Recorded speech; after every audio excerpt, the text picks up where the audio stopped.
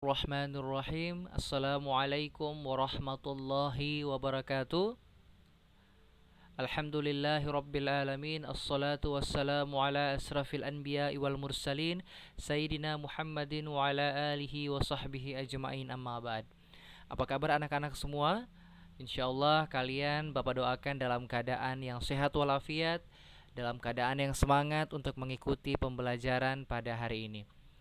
Alhamdulillahirabbil alamin. Puji syukur kita panjatkan kehadirat Allah Subhanahu wa taala, Tuhan yang Maha Esa, yang mana atas berkat dan rahmatnya lah pada pertemuan kali ini kita masih diberikannya kesempatan, kesehatan, serta nikmat rezeki yang Allah senantiasa limpahkan kepada kita semua, sehingga pada kesempatan kali ini kita bisa bertatap muka atau berjumpa dalam proses pembelajaran walaupun dalam keadaan yang darurat, ya, tidak dapat bertatap muka tetapi bisa melaksanakan pembelajaran lewat online atau daring. Salawat dan salam tercurah kepada junjungan Nabi besar Muhammad sallallahu alaihi wasallam beserta keluarga, sahabat dan para pengikutnya ila yaumil qiyamah. Baik, anak-anak semua, pada kesempatan kali ini kita akan bersama-sama belajar tentang sejarah kebudayaan Islam. Untuk itu, Bapak akan memulai kegiatan pembelajaran ini dengan perkenalan terlebih dahulu. Perkenalkan, nama Bapak Muhammad Rifaldi. Anak-anak semua boleh panggil dengan sebutan Pak Aldi. Alamat Bapak Jalan Buah Pala, lahir Palu 9 Januari 1994.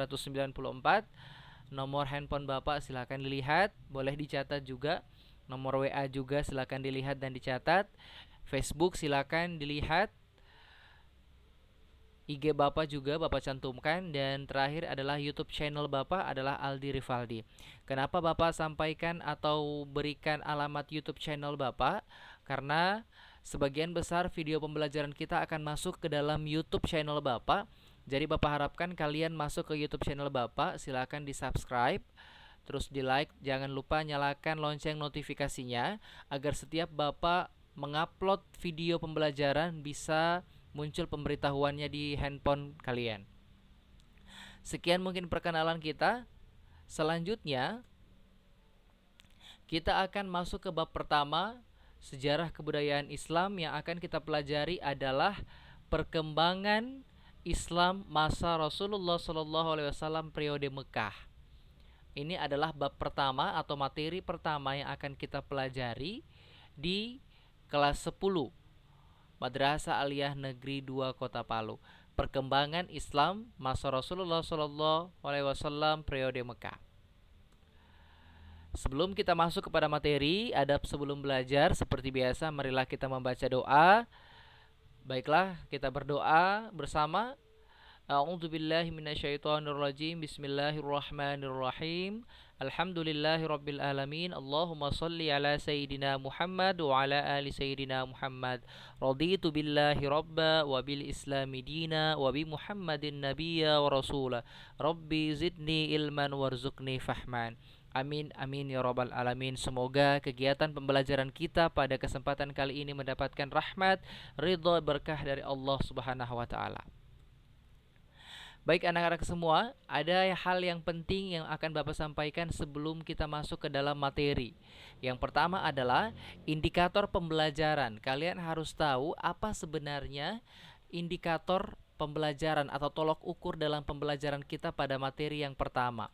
Yang pertama adalah kita disuruh untuk menganalisis kebudayaan masyarakat Mekah sebelum Islam. Jadi sebelum Islam itu masuk ke kota Mekah, ya, sebelum Nabi Muhammad diutus untuk mengajarkan Islam kepada penduduk atau masyarakat Mekah, apa sebenarnya kebudayaan mereka, apa yang mereka sembah, apa keyakinan yang disembah oleh orang-orang Mekah sebelum adanya Islam atau sebelum datangnya Nabi Muhammad SAW. Selanjutnya itu menganalisis substansi dan strategi dakwah Rasulullah SAW. Setelah kita mengetahui kebudayaan masyarakat Mekah, kita akan mengetahui bagaimana strategi dan substansi dakwah Rasul di Mekah. Apa yang Rasul lakukan untuk melaksanakan dakwah di Mekah. Selanjutnya kita akan mempelajari tentang mengidentifikasi peristiwa hijrah Rasulullah. Apa yang menyebabkan Rasulullah berhijrah dari Mekah ke Madinah. Itu akan kita pelajari bersama-sama dalam materi ini. Dan yang terakhir, menganalisis peristiwa Isra dan Mi'raj. Nah, kalau ada indikator, tentunya setiap pembelajaran kita mempunyai tujuan pembelajaran. Kita akan sama-sama membacakan tujuan pembelajaran agar kita tahu tujuan kita dalam pembelajaran SKIBA pertama ini apa. Bapak mengharapkan kalian dapat menganalisis kebudayaan masyarakat Mekah sebelum Islam. Bapak mengharapkan kalian dapat menganalisis substansi dan strategi dakwah Rasulullah. Bapak berharap kalian dapat mengidentifikasi peristiwa hijrah Rasulullah SAW. Dan yang terakhir, Bapak berharap kalian dapat menganalisis peristiwa Isra dan Mi'raj. Sehingga tujuan ini yang akan kita tempuh dalam proses pembelajaran di bab pertama. Ya, Bapak harap bab pertama ini selesai dan ini bisa kalian dapatkan. Tujuan ini bisa kalian capai bersama. Baik, kita akan masuk kepada peta konsep. Bapak akan bacakan peta konsep supaya kalian dalam proses pembelajaran itu terarah. Materi kita adalah dakwah periode Mekah. Konsep yang pertama yang harus kita pelajari adalah kita harus tahu dulu kebudayaan masyarakat Mekah sebelum Islam. Setelah kita pahami, lalu kita masuk ke konsep yang kedua, belajar tentang substansi strategi dakwah periode Mekah. Lalu yang terakhir adalah kita akan mencari peristiwa penting dalam dakwah periode Mekah. Ini peta konsep yang akan kita bahas dalam pertemuan di bab pertama. Kita akan fokus ke sini dulu, kebudayaan masyarakat Mekah sebelum Islam. Ini harus kita pahami baik-baik, barulah kita masuk ke konsep yang kedua dan konsep yang ketiga. Baiklah adik-adik semua, Bapak akan berikan kalian kesempatan untuk membaca, wajib dibaca dan dipahami selama kurang lebih 1 menit untuk membaca di kolom literasi. Silakan.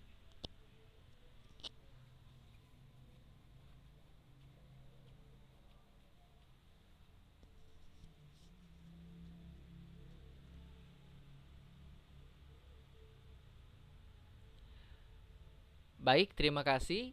Kolom literasi ini adalah hal yang penting yang harus kalian ketahui sebelum kita belajar tentang sejarah. Ya, kalian harus tahu dulu apa itu sejarah. Sehingga ketika belajar tentang sejarah, kita bisa connect nih apa yang kita pelajari dan apa yang kita ketahui. Sejarah dan riwayat orang-orang terdahulu merupakan pelajaran yang paling baik dan berharga bagi manusia. Rasulullah SAW dan perjalanan kehidupannya merupakan guru yang paling agung bagi pemikiran zaman selanjutnya. Peristiwa demi peristiwa dalam hidupnya dapat dijadikan petunjuk dalam melakukan apa saja yang seharusnya dilakukan dan menjauhi apa saja yang seharusnya tidak boleh dilakukan. Nah, jadi berbicara masalah sejarah ini sangat penting untuk kita pelajari. Saking pentingnya dalam Al-Quran pun bukan hanya saja kita belajar tentang hukum di Al-Quran, belajar tentang hari kebangkitan dan lain-lain, tapi di Al-Quran pula dijelaskan tentang sejarah. Begitu banyak sejarah yang dijelaskan dalam Al-Quran yang bisa dijadikan pelajaran bagi kehidupan manusia.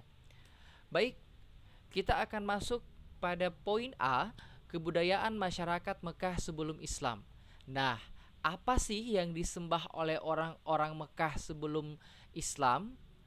Sebelum Rasulullah SAW hadir, datang di kota Mekah, mengajarkan Islam, apa yang disembah dan bagaimana kebudayaan orang-orang Mekah sebelum Islam. Marilah sama-sama kita belajar. Para ahli sejarah menyebut masa sebelum kehadiran Islam yang dibawa oleh Rasulullah SAW sebagai masa jahiliyah. Nah, tentunya kalian sudah pernah mendengarkan kata jahiliyah. Nah, apa itu jahiliyah? Jahiliyah berasal dari kata jahil, yaitu turunan dari bahasa Arab jahala yang berarti bodoh. Bapak ulang, jahiliyah berasal dari kata jahil, turunan dari bahasa Arab yang artinya adalah bodoh. Jadi masa jahiliyah adalah masa kebodohan, di mana masyarakat Arab itu bukan berarti bodoh di sini yang Bapak maksud bukan bodoh tidak mengerti menulis atau tidak paham membaca atau tidak tahu menghitung, ya. Tapi kebodohan yang dimaksud di masa jahiliyah adalah orang-orang Arab yang tidak mau melakukan perbuatan-perbuatan yang baik dan lebih suka melakukan perbuatan yang buruk. Padahal mereka sudah tahu bahwa itu adalah perbuatan yang tidak baik. Ya, jadi Bapak ibaratkan seperti ini. Mereka sudah tahu itu pisau, tapi mereka gunakan untuk mengiris tangan mereka. Mereka sudah tahu itu kotoran, tapi mereka ambil dan mereka makan.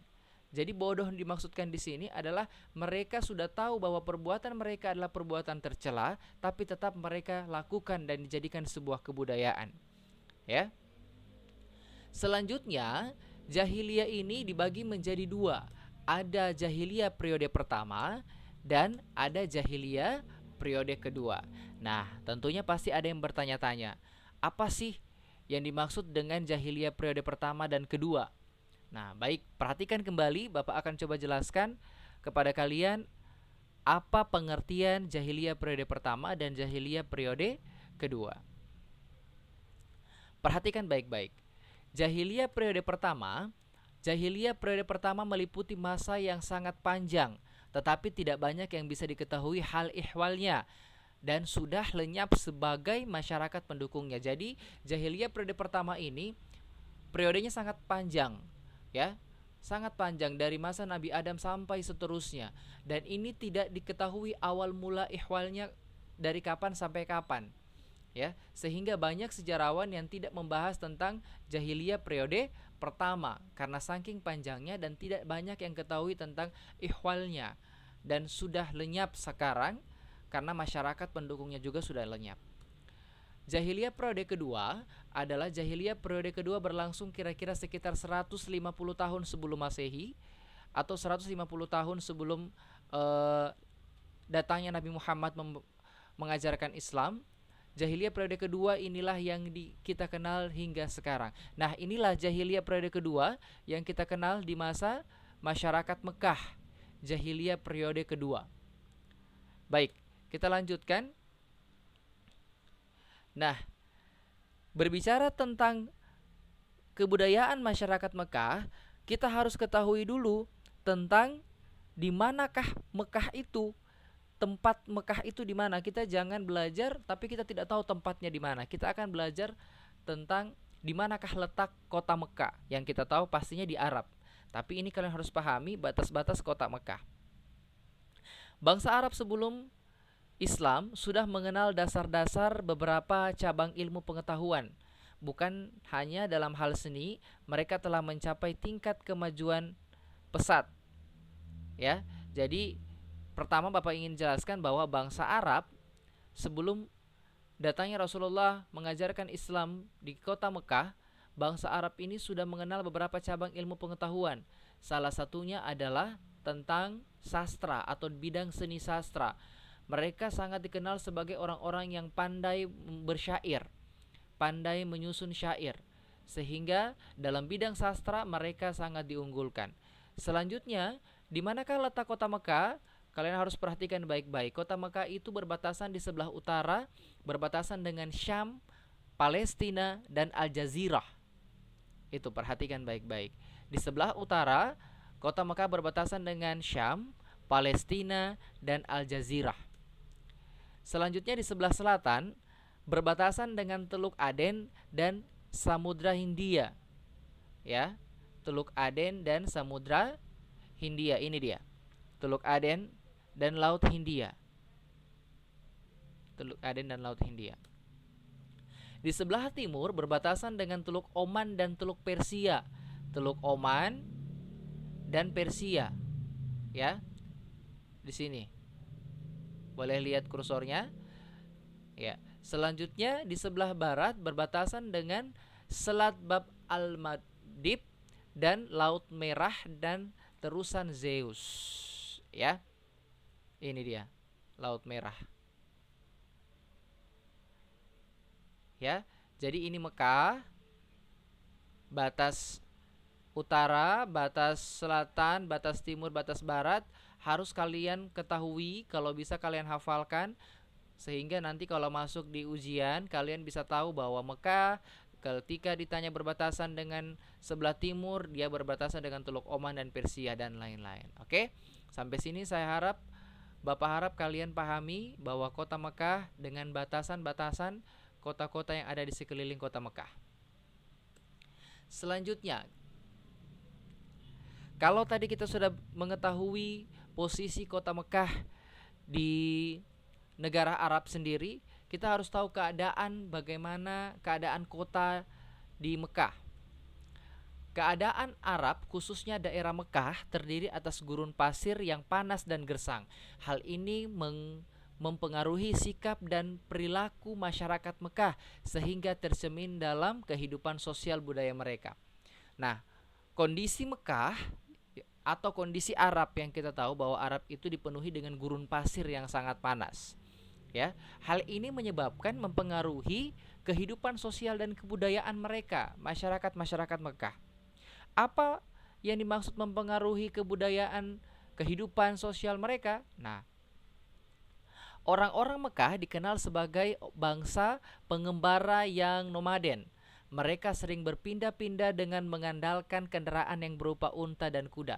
Seperti yang Bapak jelaskan tadi, karena di sana gersang dan panas, ya, mereka dituntut untuk harus berpindah-pindah dari tempat satu ke tempat yang lain untuk mencari kehidupan. Ya, dengan mengandalkan kendaraan mereka yaitu kuda dan unta. Sehingga banyak orang-orang Arab itu melakukan perjalanan dari tempat satu ke tempat yang lain untuk mencari kehidupan atau untuk memenuhi kebutuhan mereka. Sampai sini Bapak harap kalian semua sudah paham. Selanjutnya, kebiasaan mengembara membuat orang-orang Arab di Mekah senang hidup bebas tanpa aturan dan hukum yang dapat mengikat mereka sehingga mereka menjunjung tinggi nilai-nilai kebebasan. Nah, karena mereka sering berpergian atau sering berpindah tempat dari tempat satu ke tempat yang lain, sehingga orang-orang Arab ini merasa bahwa kehidupannya mereka sangat bebas. Nah, kebudayaan itulah yang mereka jadikan sebuah aturan-aturan kebebasan yang sehingga mereka bisa melakukan apa saja yang mereka mau.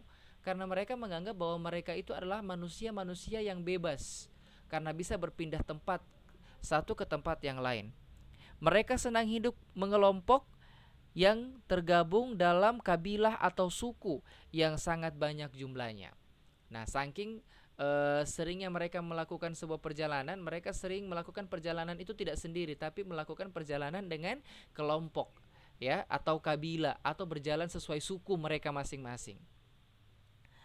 Selanjutnya, kekuatan, keperkasaan, keuletan, dan keberanian merupakan modal utama untuk dapat bertahan di alam gurun pasir. Sekali lagi Bapak bilang, saking gersangnya mereka betul-betul harus menjadi orang-orang yang kuat agar bisa bertahan hidup di gurun pasir.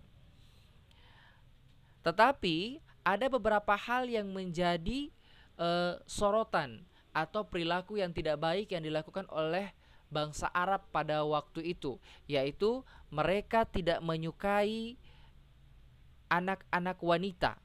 Ya, mereka tidak menyukai anak-anak wanita karena wanita mereka nilai adalah makhluk yang lemah, tidak mampu berperang dan tidak kuat melakukan pekerjaan yang berat. Seakan suatu bencana besar dan sebagai aib jika tidak mempunyai anak laki-laki. Orang-orang Arab terdahulu menganggap bahwa wanita itu tidak ada gunanya, bahwa wanita itu adalah makhluk yang lemah yang tidak dapat berperang dan tidak bisa melakukan pekerjaan berat, sehingga mereka membunuh setiap anak perempuan yang lahir. Itulah kejahiliannya orang-orang Arab atau orang-orang Mekah terdahulu. Mereka membunuh, ya, para anak-anak perempuan atau wanita, ya, karena mereka menganggap lemah, dan siapa saja keluarga yang tidak memiliki anak laki-laki itu dianggap aib bagi keluarga. Jadi inilah salah satu sifat kejahiliaan orang-orang Mekah sebelum Islam. Selanjutnya, namun selain memiliki watak perangai dan perilaku yang keras, penduduk Arab mempunyai jiwa seni sastra yang tinggi, terutama dalam bentuk syair dan sajak. Kepandaiannya dalam mengubah sajak atau syair merupakan kebanggaan orang Arab. Para penyair kenamaan sangat dikagumi dan dihormati. Nah, seperti yang Bapak katakan tadi, ya, Orang-orang Arab itu atau orang-orang Mekah itu dikatakan kebodohan itu bukan berarti bodoh mereka tidak tahu menulis dan membaca, tetapi mereka bodoh atau jahiliyah dalam konsep sikap dan perilaku mereka yang jahiliyah, yang bodoh. Karena mereka sudah mengetahui tentang beberapa ilmu pengetahuan, salah satunya adalah sastra. Mereka adalah orang-orang yang pandai memberi syair atau menyusun syair, ya. Itu yang dimaksud dengan bahwa mereka jahiliyah bukan dari sisi pengetahuan, tapi jahiliyah dari sisi akhlak dan perilaku mereka. Nah, selanjutnya kita akan masuk kepada keyakinan bangsa Arab pada masa jahiliyah. Nah, apa sih yang menjadi keyakinan bangsa Arab pada masa jahiliyah? Apakah mereka sudah menyembah Tuhan? Apakah mereka sudah mengenal Tuhan? Apa yang mereka sembah? Nah, kita akan sama-sama belajar. Keyakinan bangsa Arab pada masa jahiliyah terbagi menjadi beberapa golongan. Golongan yang pertama adalah golongan yang mengingkari Sang Pencipta dan hari kebangkitan. Mereka percaya bahwa alam, masa, dan waktulah yang membinasakan segalanya, seperti yang termaktub dalam Quran surah Al-Jathiyah ayat 24. Bisa kalian lihat? Dan mereka berkata, kehidupan ini tidak lain hanyalah kehidupan di dunia saja. Kita mati dan kita hidup, dan tidak ada yang akan membinasakan kita selain masa. Dan mereka sekali-kali tidak mempunyai pengetahuan tentang itu. Mereka tidak lain hanyalah menduga-duga saja. Jadi orang-orang Arab jahiliyah pada masa sebelum Islam, mereka itu percaya kepada waktu.